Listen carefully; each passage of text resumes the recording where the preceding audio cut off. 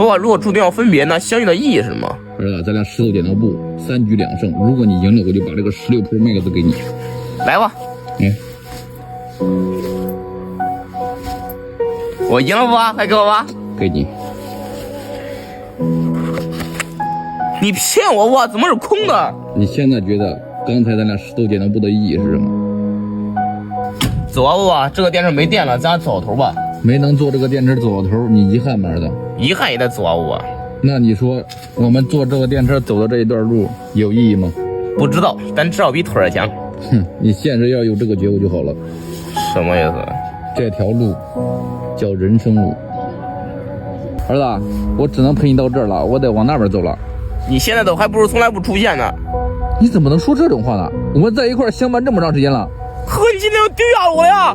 我恨你，我恨你！别伤心，被我改变的那部分你会代替我永远陪在你身边的。承載幾多人嘅希